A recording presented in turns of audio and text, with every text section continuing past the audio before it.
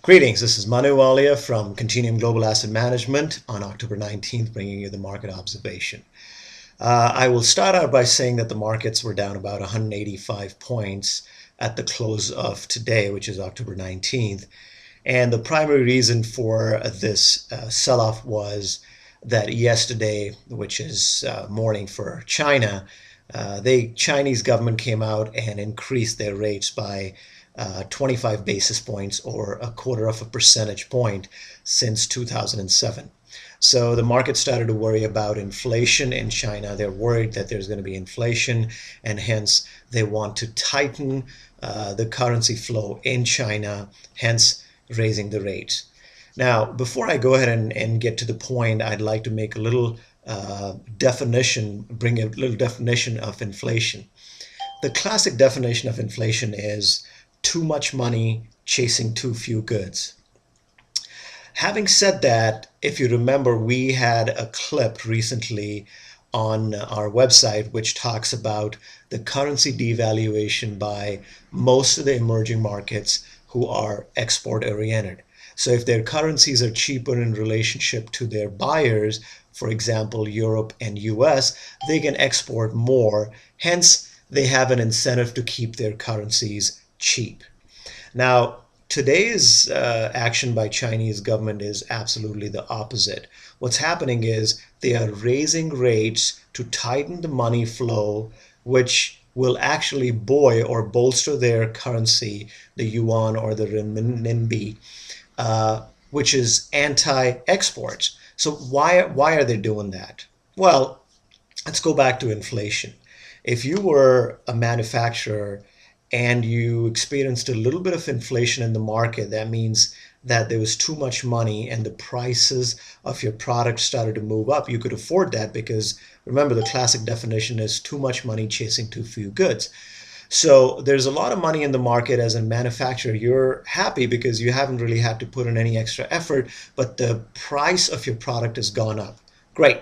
So you get that and you deplete your products, and now what do you have to do? Now, in order to make more product, you have to go out and buy raw material. So you can bring the raw material back to your factory, add value to it, create a product, and sell it out. If you go out in the market to buy the raw material, because there's too much money, the commodities and the raw materials are also going up in price. Hence a vicious cycle where too much inflation is not good. So the Chinese people, or the government, on one hand, are keeping their currencies artificially low so they can have that edge to export. And on the other hand, they're worried about inflation and they're raising rates. So it's kind of like a catch-22, and you don't understand what's going on. On one hand, they're doing this, and on the other hand, they're doing that. Well, I believe, having said that, one cannot and should not go against the grain. In this instance, capitalism. Capitalism means free trade. That means if I do better, if I bring in a better product at cheaper prices, then people will buy my product. If you can do that, more power to you. So here we've got different governments. The US government is saying to China, hey, you need to appreciate your currency because you're keeping it low by artificial means, which is non-competitive, and it's hurting our economy. The Chinese government says, well, we can't do that because if we let it be, then there's going to be so much inflation, we won't be able to buy our own product. That means the Chinese people will not be able to buy our own products, and we will not be very competitive when it comes to exports.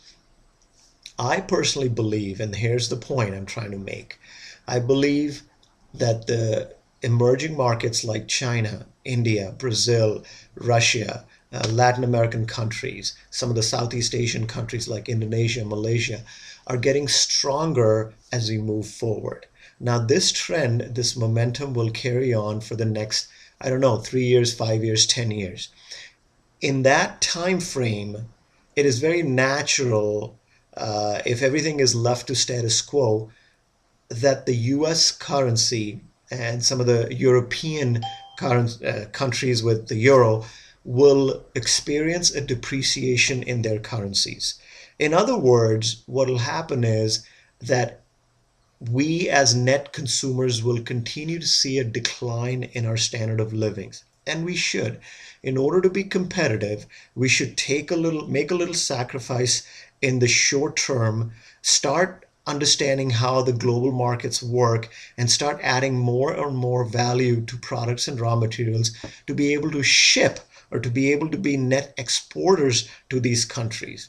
As their currencies appreciate, because the natural phenomena will put upwards pressure on their currencies. We as Americans have an opportunity to produce better and to produce more competitive services and products and start shipping them to China, to India, to some of the other regions that I just mentioned. I think that the middle class in India, in China, in Brazil comprises of about 500 to 600 million people who can afford TVs, who can afford laptops, who can afford DVD players, who can afford a small compact car, who can afford to fly, take vacations, go out and dine in semi-decent restaurants. The US should take advantage of that and be a net exporter.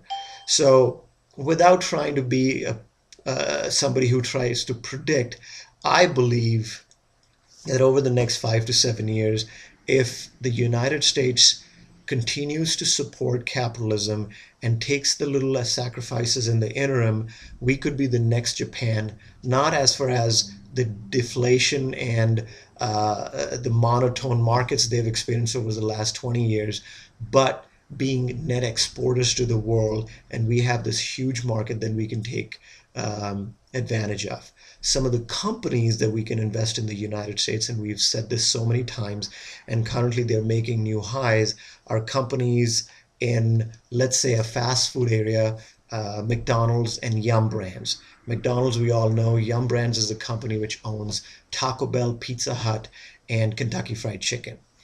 These companies are making new highs because majority of their revenues are coming overseas. Boeing. President Obama is leaving for India on November 3rd or the 4th, and he's going out to push international trade. So what happens is we've already gotten orders from the Indian Airlines for 10 to 12 Boeing jets. So we've got an entire array of products and services that we can sell to these countries.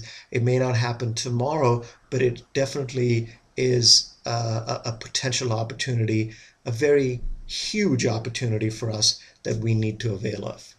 Again, if you'd like to discuss this in detail, please contact us through our website, www.cgamadvisor.com. Again, that's www.cgamadvisor.com. Once again, thanks for watching and happy trading.